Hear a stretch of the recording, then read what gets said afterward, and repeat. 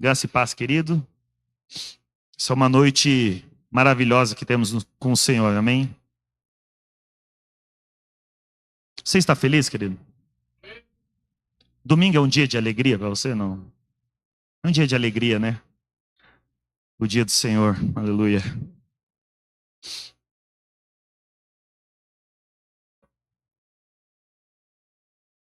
Querido, se você for como parecido comigo, e eu acredito que eu devo ser parecido com a maioria das pessoas nesse ponto, a gente sempre tenta ser muito eficiente, não é verdade? O que é ser eficiente? Ser eficiente é você fazer mais com menos, né? Então, uma maneira de você entender como que é eficiência é quando, em vez de você ir várias vezes para o mercado, você vai todo dia compra uma coisinha no mercado, que você vai gastar o combustível para ir para o mercado, para voltar, depois você vai no outro dia e faz uma compra de novo. Você pode ser mais eficiente se você reduzir essa quantidade de vezes, você vai para o mercado e faz compras maiores, né? Então você faz a compra do mês ou faz uma compra quinzenal. E você está sendo mais eficiente com o dinheiro. Você está fazendo mais com menos, não é verdade? Lembra quem é talvez os adolescentes não vão saber, né? Mas os que têm assim, os juventude, para frente aí, lembra das lâmpadas antigas, né? A lâmpada de 60 watts que não iluminava nada. Gastava uma energia da pega, era quente, esquentava tudo aquela lâmpada, iluminava muito pouco. Por quê? Porque aquela lâmpada ela é pouco eficiente no que ela se propõe a fazer, que é iluminar. Agora, se você pega uma lâmpada dessa para esquentar, ela até é mais eficiente. Só que o objetivo é iluminar. Então, assim, ela gasta muita energia para produzir pouco. Muita energia produz pouca luz. Aí, graças a Deus, né, e de pessoas muito inteligentes aí, inventaram lâmpadas que nem essas aqui, ó, lâmpadas de LED, né, essas aqui, esses holofotes aqui. Eles são muito eficientes em produzir luz. Por isso que as lâmpadas de LED não esquentam tanto, ou quase nada, dependendo, né? Então, para você fazer a mesma coisa que uma lâmpada de 60 watts fazia antes, você faz com uma lâmpada de 9 watts, né? Bem menos energia para produzir a mesma coisa. E, queridos, parece que a gente leva essa ideia de ser eficiente para tudo. No seu trabalho, com certeza você faz isso, no seu trabalho em casa, né? Então você planeja como que você vai fazer as coisas, e daí depois quando você tem um tempo de planejamento, você começa a jogar aquilo no piloto automático. E você tenta fazer cada vez mais rápido, para você poder fazer mais coisas, né? A gente tem essa obsessão por fazer mais coisas, né? Aí a gente vai se tornando eficiente, o que é muito bom, né? Tinha um professor na faculdade, a gente falava bastante sobre criatividade na faculdade. Ele falou assim: tem uma hora que você tem que parar de pensar qual que é a maneira criativa que você vai abrir uma porta. Você chega na porta, abre e você nem pensa mais, né? E a gente vai ficando mais eficiente. E, queridos, com a nossa jornada da fé, ela não é muito diferente. Porque ela também pode ser considerada um trabalho da nossa vida. Então, quando a gente começa a nossa jornada da fé, a gente tem aquele encontro com o Senhor Jesus, né? Aí tudo é empolgante, né? Ir para o culto é uma empolgação, né? Meu Deus, eu vou me encontrar com aquelas pessoas que estavam no dia lá que eu me converti, no dia que eu me batizei. Meu Deus, eu vou ver aquela mensagem abençoada, eu vou encontrar o fulano de tal, vou escutar aquela música abençoada, e você se prepara, né? Aí você se arruma todo, se perfuma todo. Aí você tem o grupo familiar. Eu lembro quando eu me converti, quando eu estava lá no início da minha jornada, eu lembro que era tudo muito empolgante. Nossa, ir no grupo familiar é uma empolgação, né? Na época a gente chamava de célula. E ver aquelas pessoas, né? Eu lembro que o momento que Deus tocou o meu coração, eu estava num culto muito parecido com... Era um culto de jovens, um ambiente parecido, assim. E eu lembro que eu vi um monte de jovens ajoelhados. A única coisa que eles fizeram foi ficar ajoelhados. E eu comecei a chorar, chorar, chorar, chorar.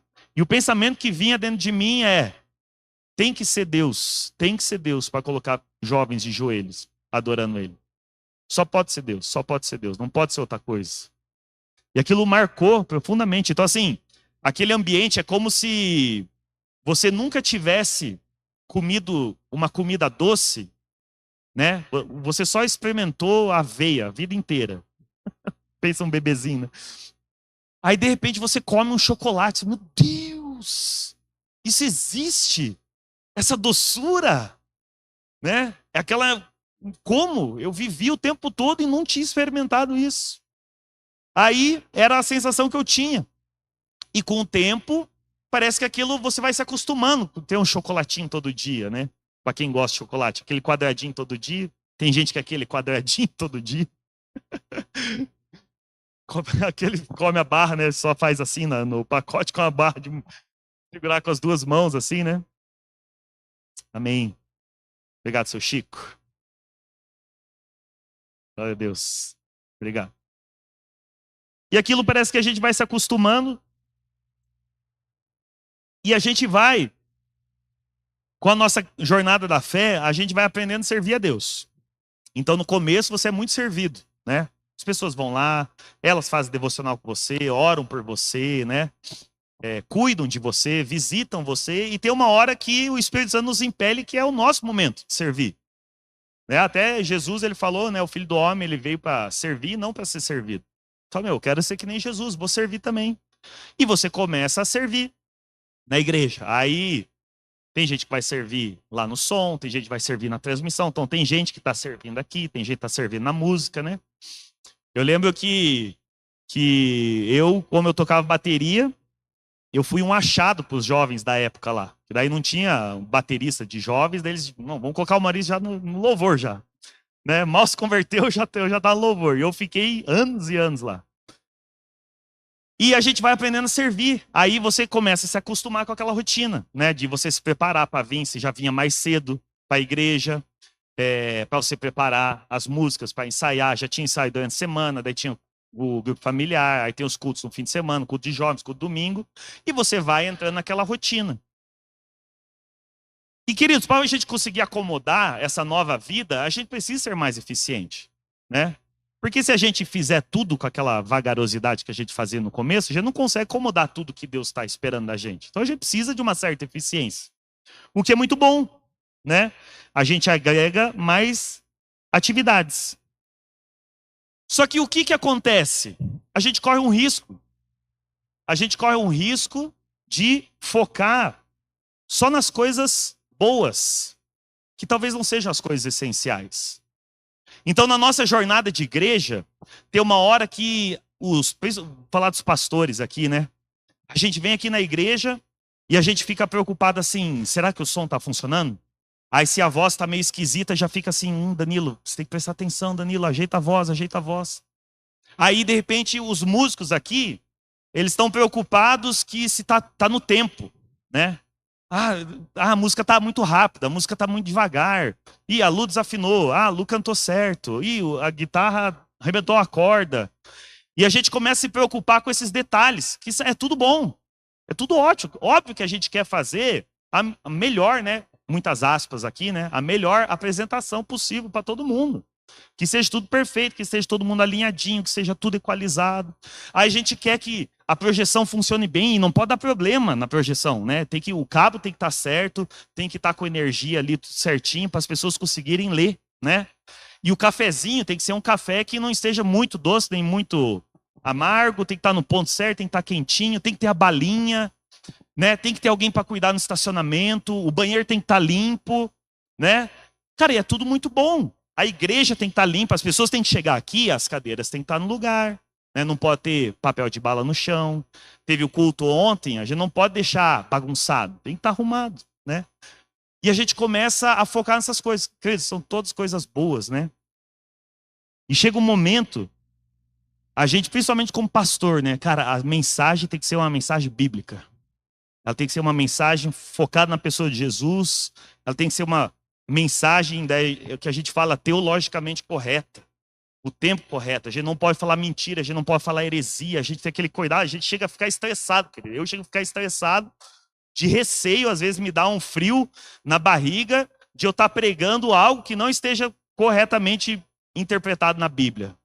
Porque eu sempre penso assim, se eu pregar alguma coisa errada aqui, eu não estou só falando palavras erradas, eu estou mudando a direção das pessoas, da vida das pessoas para o lugar errado. Queridos, dá um frio na barriga, dá um ruim às vezes.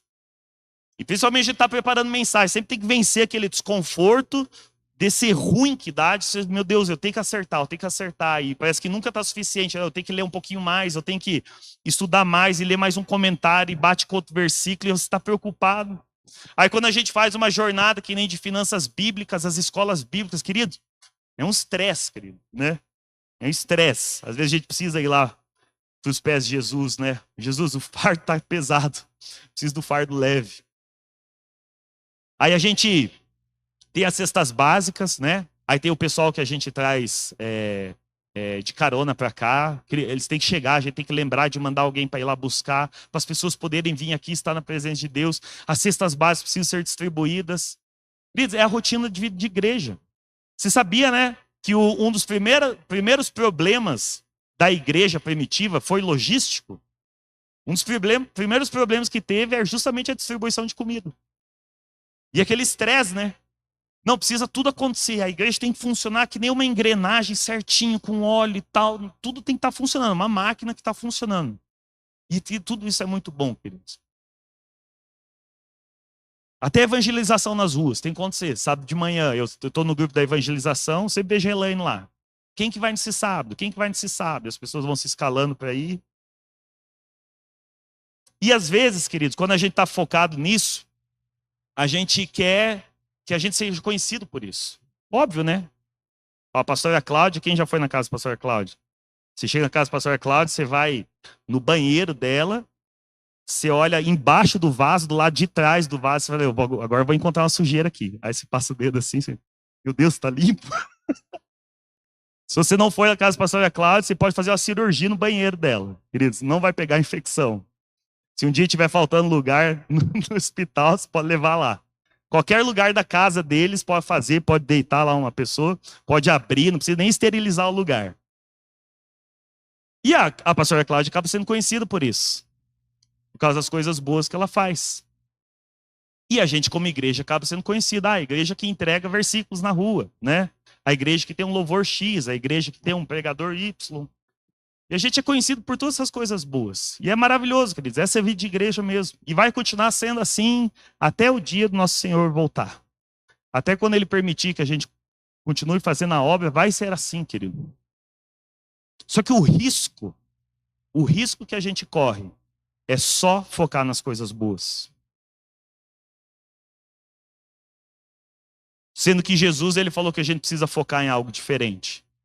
Naquilo que é essencial. As coisas boas, elas vêm do que é essencial. As coisas boas não produzem o que é essencial. Né? É a mesma coisa eu querer que uma casa, que pelo simples fato de eu colocar um cronograma na minha casa, deixar a casa limpa, ter comida na casa, eu ter uma TV para os filhos, ter cama para dormir, é a mesma coisa que eu dizer que por causa dessas coisas eu vou criar um lar cheio de amor. Não vou criar. Agora, essas coisas, a comida, a cama para dormir, um ambiente divertido, um ambiente descontraído, isso vem de um lar. Um lar, ele produz isso. Só que o contrário não produz um lar. Então a gente precisa ir de dentro para fora.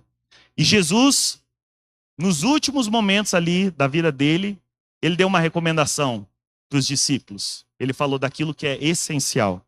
Isso está em João 13, 34 e 35. Queria convidar você a abrir sua Bíblia, se você não trouxe, pode ler aqui conosco. João 13, 34 e 35. Lembra que ele falou dos dois principais mandamentos? Amarás o Senhor teu Deus, ama teu próximo. Olha lá. Por isso agora eu lhes dou um novo mandamento. Um novo mandamento. Está começando a virar a chave, querido. Amem uns aos outros, assim como eu os amei. Vocês devem amar uns aos outros. Seu amor uns pelos outros provará ao mundo que são meus discípulos. Queridos, isso Jesus ele falou na última ceia com seus discípulos, depois de Judas ter saído para trair ele. Ele falou assim, é como se fosse assim, ó, essa é a última coisa que eu estou falando para vocês, antes de partir.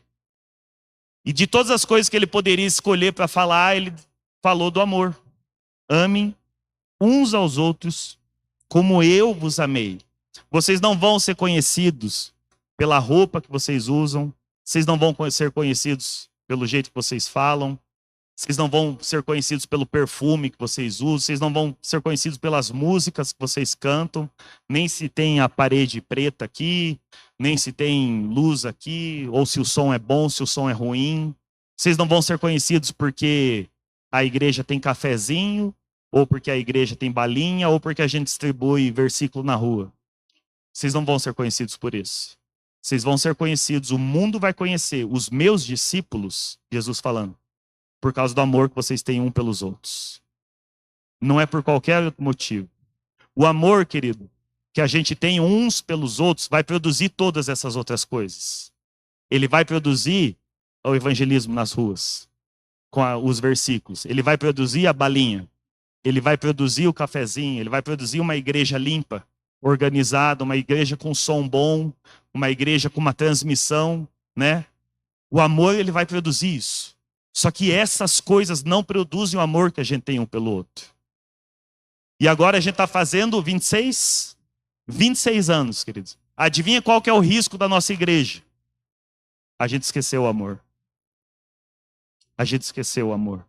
O Senhor Jesus, ele está falando assim, a evangelização mais poderosa que existe é o amor que a gente demonstra uns pelos outros. Mais poderoso que o versículo que a gente entrega. Mais poderosa que as músicas que a gente toca. Queridos, mais poderosa que a pregação que a gente tem. É o amor que a gente tem um pelos outros. O que vai evangelizar o nosso irmão, o que vai fazer ele reconhecer Deus, não é a música, não é a pregação, mas é o amor que nós temos a Deus e que é refletido aos nossos irmãos. As pessoas vão se entregar para o Senhor Jesus quando elas verem o quanto a gente é paciente um com o outro. O quanto a gente tem um ânimo longo de suportar uma pessoa falhando constantemente, diariamente, e mesmo assim a gente ainda abraçando essa pessoa para andar junto com a gente. Você faz parte dessa comunhão. Mas pastor, você não entende, eu falhei. Você faz parte dessa comunhão. Continua andando junto com a gente. O quanto a gente é paciente, queridos. As pessoas vão reconhecer o Senhor Jesus quando elas perceberem o quanto a gente é bondoso e gentil um com o outro. No jeito de tratar. Quando eu trato o Catuí e a Dona Zeda como se fossem meus pais. Quando eu trato a pastora Cláudia como se fosse a minha irmã. Quando eu trato a criança dos outros como se fossem os meus próprios filhos. Quando as pessoas verem isso, elas vão começar a reconhecer Deus está nesse lugar.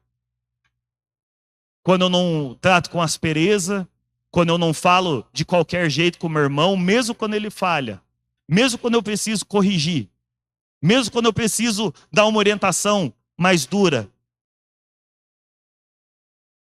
As pessoas vão reconhecer Jesus quando elas perceberem o quanto a gente se entrega um para o outro, com o nosso tempo e com os nossos recursos. Quando a gente ajuda o outro a fazer uma mudança, quando a gente ajuda aqui a organizar, quando a gente ajuda o pastor Caio quando ele precisa instalar as lâmpadas, precisa fazer as instalações aqui na igreja. Quando a gente vê alguém passando dificuldade, a gente poder ofertar do nosso próprio bolso e não precisar tirar do dízimo. Ser generoso, queridos. Ser generoso. As pessoas vão reconhecer Deus em nós quando elas perceberem o quanto a gente desprende tempo e recurso um para o outro. Elas vão reconhecer Deus em nós quando a gente valoriza as virtudes e os dons uns dos outros. Quando a gente reconhece, quando eu reconheço que o pastor Caio tem muito a me ensinar. Quando eu reconheço que o Diogo tem muito a me ensinar. Quando eu reconheço que mesmo uma criança pode me ensinar. Porque eu sei que Deus depositou algo na vida do Caio, na vida do Diogo, do Fabinho, que não depositou na minha vida. Isso é ser igreja. É quando eu reconheço que eu não sou a última bolacha do pacote. Quando eu reconheço que qualquer pessoa guarda dentro de si um tesouro da parte de Deus, que está ali para me abençoar, para me corrigir, para me orientar, para me fazer ficar mais parecido com Jesus.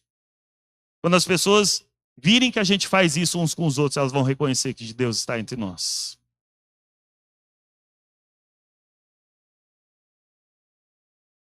As pessoas vão reconhecer que Deus está entre nós quando a gente busca os interesses uns dos outros. Quando eu não tenho só eu e a minha família. Queridos, isso não é ser igreja. Família é um projeto de Deus? Sim. É o grande projeto de Deus. Mas não é o único. Igreja é um projeto de Deus também. E a minha família não pode tirar o lugar da igreja.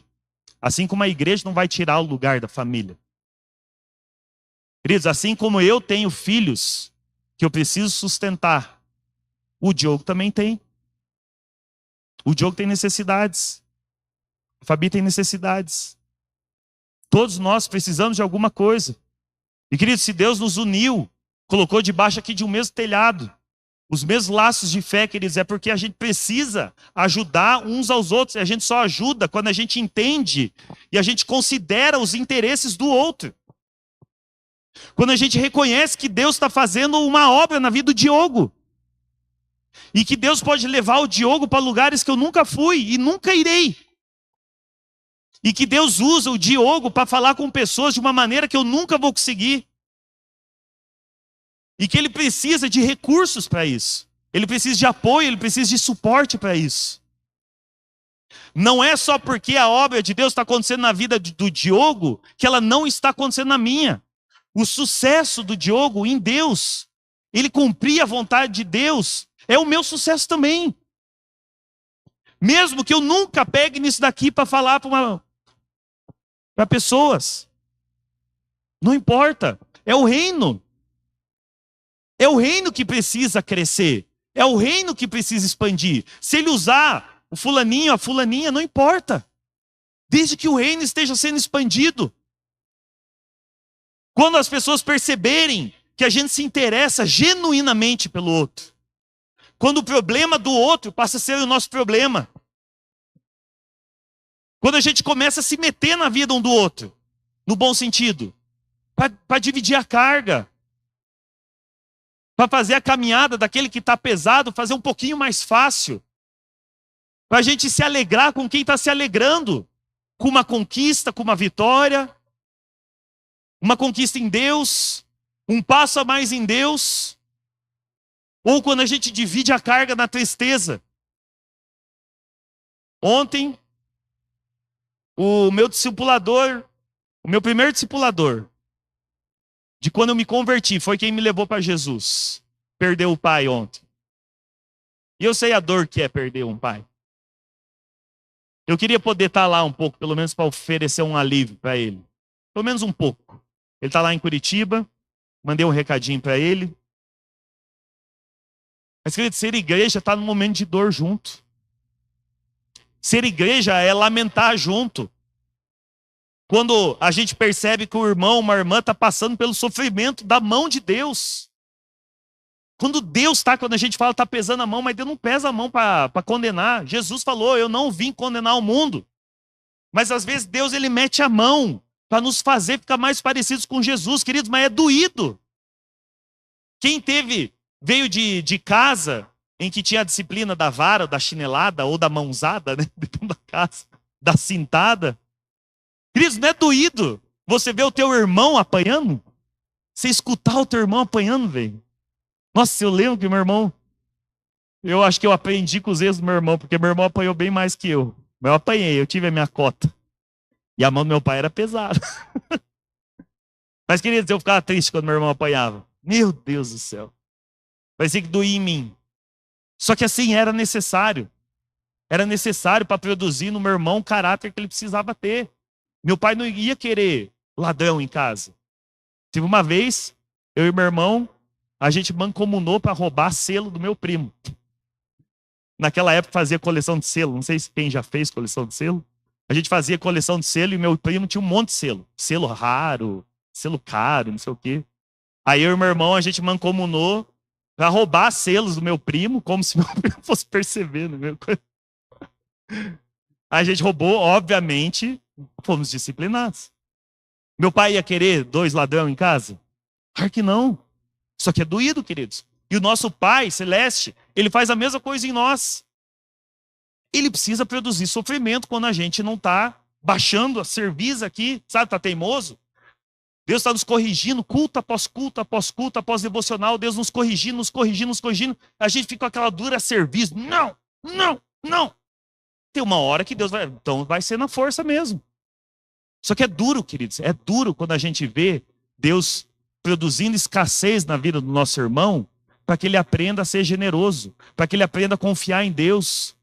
É duro quando a gente vê uma pessoa sendo rejeitada em todos os lugares, não sendo levada em consideração porque Deus está querendo produzir nela que o único que ele precisa ter aprovação é de Deus, não precisa da aprovação dos outros. Mas é o sofrimento que Deus produz, e quando o nosso irmão está sofrendo é duro, velho. Só que quando a gente está ali junto, sofrendo junto, pacientemente, nunca aconteceu num grupo familiar de uma pessoa pedir a mesma oração por semana após semana, após semana, após semana, porque não está indo, não está indo. Cara, é duro ver quando Deus não está respondendo. Mas a gente está ali sofrendo junto. Então, quando o mundo percebe isso, ele entende, Deus está no meio de vocês. Quando a gente serve de suporte um do outro, quando a gente entende os processos um do outro, quando a gente se alegra e chora. E queridos, o mundo entende quando 2 pessoas que se odiavam, elas se perdoam e andam abraçadas.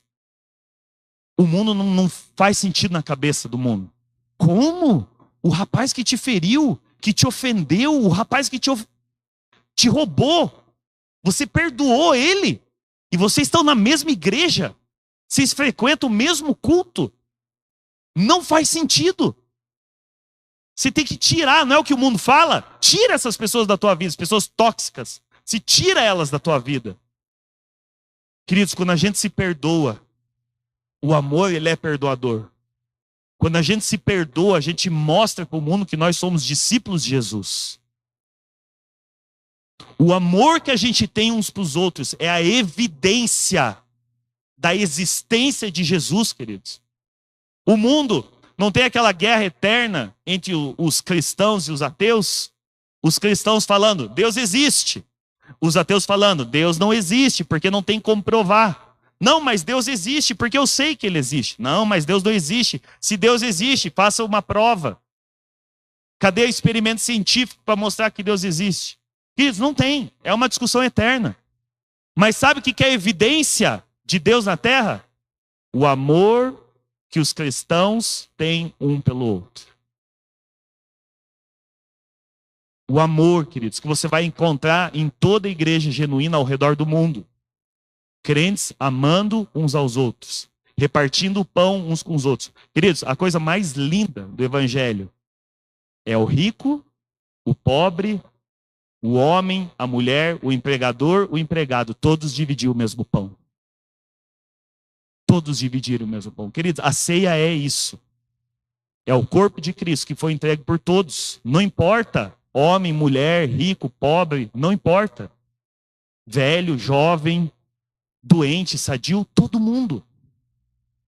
É na igreja, queridos, é no amor que a gente tem entre os irmãos, que o cara que é milionário vai sentar com um cara que não tem nada, e o milionário vai ouvir aquele que não tem nada. Porque ele sabe que Deus está ali também. Porque ele sabe que ali tem uma alma que Jesus resgatou. E que tem algum tesouro ali que não foi depositado na vida dele. Não importa quanto dinheiro tem na conta bancária. É na igreja que você vai encontrar o líder lavando o pé daquele que é liderado. É na igreja que você vai encontrar, queridos, essa união de amor através da fé. Queridos, o mundo vai crer que Deus habita em nós quando a gente demonstra o quanto a gente crê na ação do Espírito Santo na vida das pessoas. Queridos, aquele que ressuscitou Jesus dentre os mortos pode fazer qualquer coisa.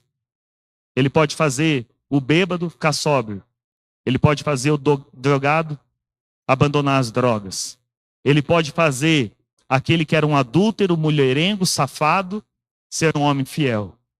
Ele pode fazer qualquer coisa, queridos. É a ação do Espírito Santo. E a gente nunca pode perder isso de vista. A gente nunca pode perder isso de vista.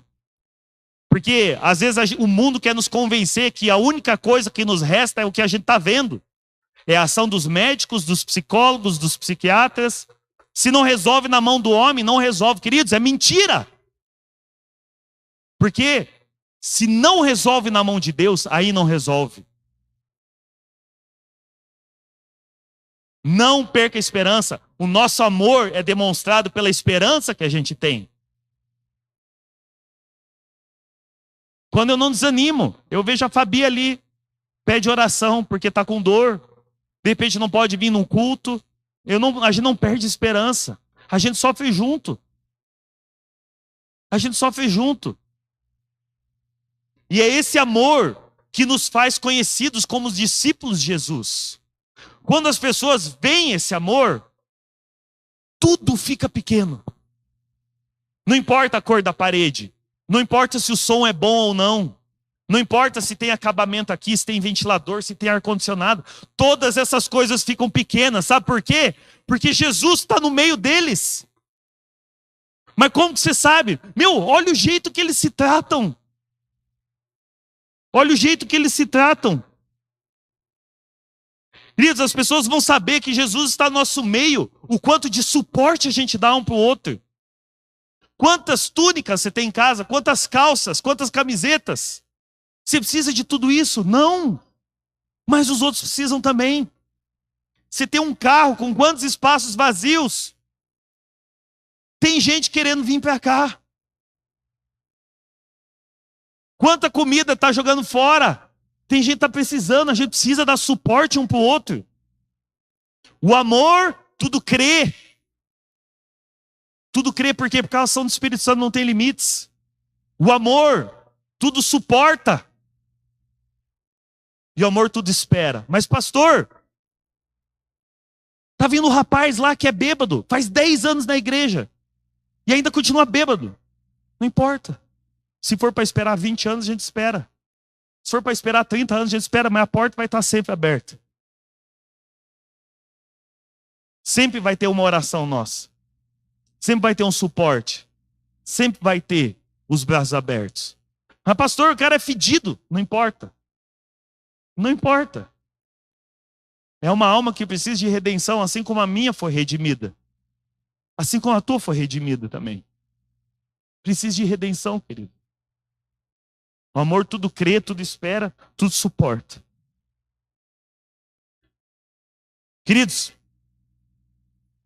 a gente vive igreja e a gente pode perder isso de vista.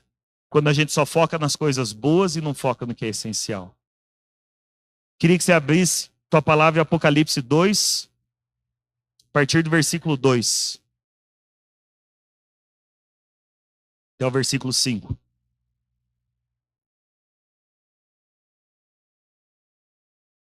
Apocalipse, nessa parte ali, a partir do capítulo 2, o apóstolo João, o mesmo que escreveu o Evangelho de João, escreveu as 3 epístolas, ele está escrevendo algumas orientações para algumas igrejas da época. Se eu não me engano, acho que eram 7 igrejas. E a igreja de Éfeso, né? Ele fala o seguinte, isso é Jesus falando para a igreja. Presta atenção. Sei de tudo que você faz. Vi seu trabalho árduo e sua perseverança. Trabalho árduo e perseverança, coisas boas. E sei que não tolera os perversos. Examinou as pretensões dos que se dizem apóstolos. Naquela época, assim como hoje, né? Mas vinha muita gente falando que era apóstolo, falando que tinha andado com Jesus, trazia falsos ensinamentos. Os efésios, queridos, eles não deixavam esse tipo de gente pregar na igreja. Tipo assim, passavam um filtro, eles falavam assim, falar mentira para minha igreja, falar bobeira aqui no palco, aqui, ó. Aqui não. E eles, tesouravam o mal pela raiz, examinou as pretensões dos que se dizem apóstolos, mas não são, e descobriu que são mentirosos. Teve uma vez lá em Curitiba, foi um desses falsos apóstolos lá, falando que tinha recebido milagre de tudo que é jeito, que no corpo dele tinha um monte de temperatura. Queridos, a gente falhou como igreja de fazer a peneirada antes. O cara pregou lá na igreja, falou um monte de mentira, depois a gente descobriu que o cara era um farsante. A igreja de Efésios não deixava isso. Falava assim, é homem de uma mulher só, fazia toda uma lista ali, um checklist, para pregar aqui, o cara tem que ter, credencial. Olha lá Jesus falando, sofreu por meu nome com paciência, passou por provações sem desistir, veio perseguição, veio dificuldade por causa do nome de Jesus. Não é aquela dificuldade que você gera para você mesmo. Por causa do nome de Jesus vieram provações, vocês não desistiram. Contudo, tenho contra você uma queixa. Você abandonou o amor que tinha no princípio. Veja até onde você caiu. Arrependa-se e volte a praticar as obras que no início praticava. Queridos, olha o que acontece se essa igreja não se arrepender. Do contrário, virei até você e tirarei seu candelabro de seu lugar entre as igrejas. Queridos, as nossas obras, a nossa pregação, a evangelização que a gente faz, deixar a igreja bonitinha, trazer as pessoas para o culto, tudo que a gente faz de obra, que se não tiver amor, não vale de nada, querido. Não vale de nada, a gente só virou um clube. Só que sabe o que me impressiona? O apóstolo João escreveu Apocalipse, os teólogos, os historiadores, eles falam, foi entre 81 e 96, se eu não me engano, depois de Cristo. Então pensa lá, Jesus morreu mais ou menos no ano 30, 33. Essa carta de Apocalipse ali, ela veio só 81, 50 anos depois. Abre lá, deixa eu ver se eu acho aqui o versículo. Efésios 1, a partir do 15. Efésios 1 é uma carta que o apóstolo Paulo escreveu para a igreja de Efésio. E ele escreveu essa carta 20 anos antes da carta de Apocalipse. Olha o que ele fala. Efésios 1:15. Desde que eu soube de sua fé no Senhor Jesus e de seu amor pelo povo santo em toda parte, não deixo de agradecer a Deus por vocês em minhas orações. Peço que Deus, o Pai glorioso e nosso Senhor Jesus Cristo, lhes dê sabedoria espiritual e entendimento para que cresçam no conhecimento dele. Queridos, 20 anos antes, a igreja estava sendo elogiada da mesma coisa que ela foi condenada depois. Demorou 20 anos para que eles ficassem endurecidos, ficassem cheios dos processos, aprendessem a viver a igreja e tivessem esquecido do primeiro amor. Não é que ela esqueceu completamente do amor. Porque se você pensar, um casal, ele vive a vida de casal. E há muitos formatos de família, o homem sai trabalhar o dia todo e a mulher cuida da casa, cuida dos filhos. Tem algumas famílias formato diferente. E no começo tudo é lindo, maravilhoso. Não, estou deixando a casa organizada para o meu marido. Para quando ele voltar, te estar limpinha. E para não sei o quê. E eu estou cuidando dos meus filhos para que eles cresçam. Porque eu quero ver eles o caráter formado do Senhor Jesus. E a gente vai entrando na rotina. Aí de repente você percebe que a motivação não está mais lá. Mas as obras estão. A casa continua sendo limpa. A comida continua sendo feita. O marido continua indo trabalhar. Mas a motivação que levou a fazer aquilo lá se perdeu. O amor, o vestígio do amor está lá, mas o primeiro amor foi embora. A igreja de Efésios, que era elogiada pelo primeiro amor, ela começou a ser condenada porque ela perdeu o primeiro amor. Mas ela continuou com as obras. E a condenação seria tão grande que o Senhor Jesus falou, vou tirar o candelabro de vocês. Aquilo que revela Jesus, a carta de Apocalipse fala que Jesus ele vai passando pelas igrejas, cada uma tem o seu candelabro, vai revelando Jesus. É quase como se o Senhor Jesus falasse, eu vou tirar o meu espírito, eu vou tirar a revelação que você tem a respeito de mim, porque não presta mais. Não presta mais para o mundo. Eu não posso ser mostrado assim para o mundo. Mas, Senhor, a gente tem obras. A gente não deixa heresia. A nossa teologia está correta. A pregação é cristocêntrica. Eu sei, mas vocês perderam o primeiro amor. Eu não posso ser revelado assim. Eu não posso ser revelado assim. Eu preciso que o mundo me conheça pelo amor. Pelo amor que a gente tem uns pelos outros.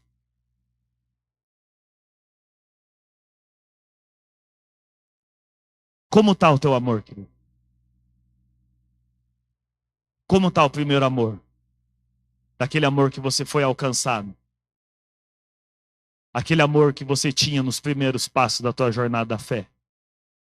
Quando você não ligava de usar os teus recursos para abençoar pessoas. Quando você não ligava de ficar até de madrugada na casa de alguém falando de Bíblia. Quando você não ligava, queridos, de ir quilômetros de bicicleta, indo atrás das pessoas, discipulando, aconselhando.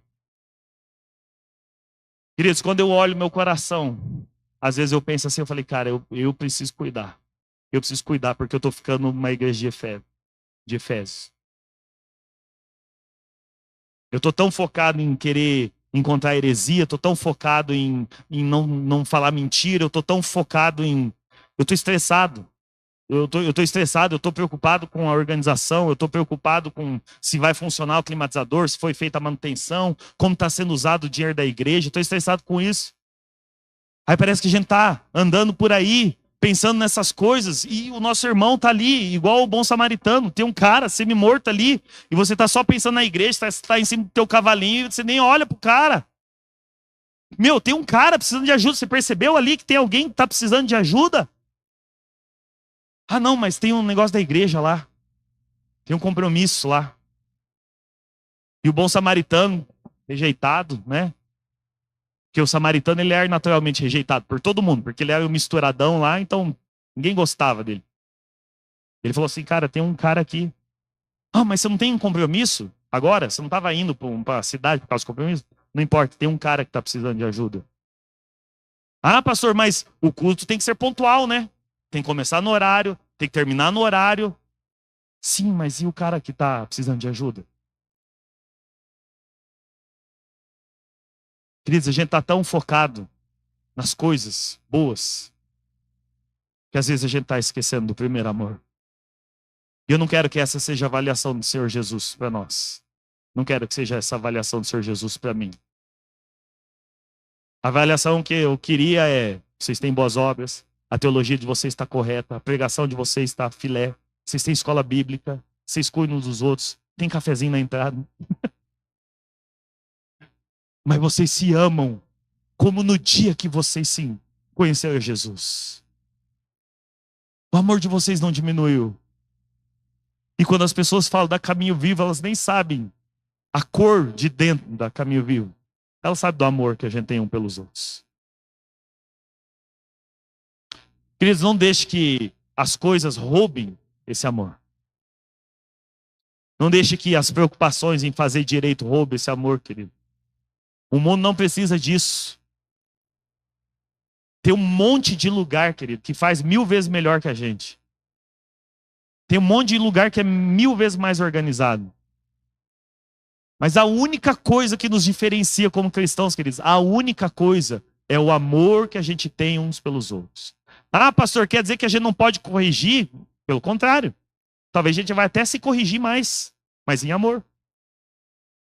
Ah, mas tem que ter exortação, encorajamento. Tem que ter tudo isso aí, mas em amor. Primeiro vem o amor. O Senhor Jesus não deixou de corrigir a mulher pega em adultério. Ele falou, eu não vou te condenar. Pecou? Está errado. Mas vai e não peques mais. O amor, queridos, transbordando. Ele indo além das nossas capacidades, além dos nossos limites, além da nossa agenda, dos nossos compromissos, além dos nossos recursos. É o amor rompendo barreiras. É o amor indo além. E o que a gente faz para a gente voltar então? Queridos, deixar o primeiro amor é um pecado. Não é uma coisa que acontece. Assim como você não vai dizer, putz, acabei de ver um filme pornográfico aqui. Não, queridos. É de caso pensado. É quando a gente deixou de cuidar, deixou de fazer manutenção. E o que o Senhor Jesus falou para a igreja de Efésios é o que a gente deveria olhar para a gente. Olha, vê aonde você caiu.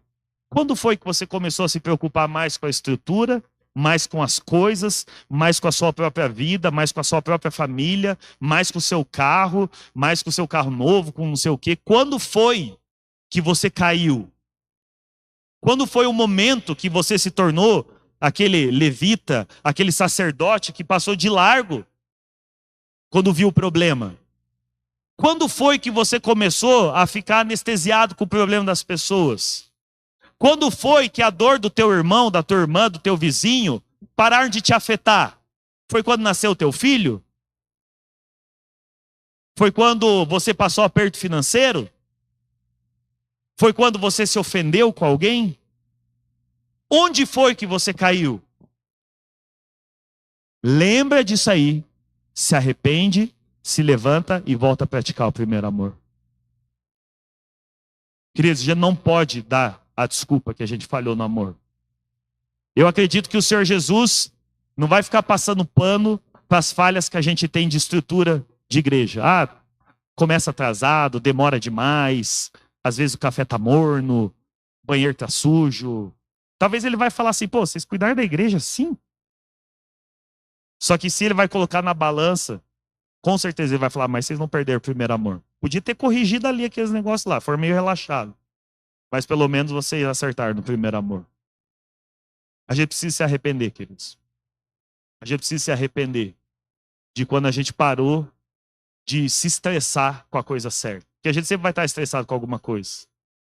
Ou a gente fica estressado com a estrutura, a gente fica estressado com as obras, com a entrega de cesta básica, ou a gente se estressa com o amor que a gente tem que desprender um pelo outro. E queridos, se a gente não está conseguindo se amar na igreja, a gente não vai conseguir amar lá fora. Se a gente não está conseguindo amar e honrar e ser ministrado para alguém que a gente viu errando, pecando, que a gente cresceu junto, viu todas as cabeçadas que deu, a gente não vai conseguir amar lá fora. A gente precisa amar. O amor, queridos, ele só acontece no presente. Você não consegue prometer amor no futuro, não consegue amar no futuro, você não consegue amar no passado. O amor, ele é um ato que acontece agora. Agora, é agora que tem gente precisando. É agora que aquele homem está quase morrendo na beira da estrada. É agora que ele precisa ser colocado numa hospedaria. É agora, queridos. Talvez, se a gente fica prolongando, não, ano que vem, não sei o quê, agora estou focado em outras coisas, querido, talvez vai ser tarde demais. Talvez vai ser tarde demais. E me assusta, queridos, quando eu vejo histórias de pessoas que foi tarde demais. A pessoa, ela era crente, tinha um coração que amava a Deus, queria até fazer coisa boa, mas a pessoa foi postergando, postergando, postergando, de repente ficou tarde demais. A gente precisa amar agora. É agora que a gente precisa acordar para cuspir. Precisa amar. Deixa eu me estressar com as outras coisas um pouquinho menos. A gente, como pastor, né, a gente foi colocado nessa posição justamente para se estressar com essas coisas aqui. Mas a gente não pode perder de vista de estressar com a coisa certa. Mais importante do que o som bom é a gente estar amando um ao outro. A gente está compartilhando, a gente está depositando aquilo que é meu, eu entrego para que se torne teu também. Amém, queridos? Queria convidar vocês a colocar em pé, por gentileza.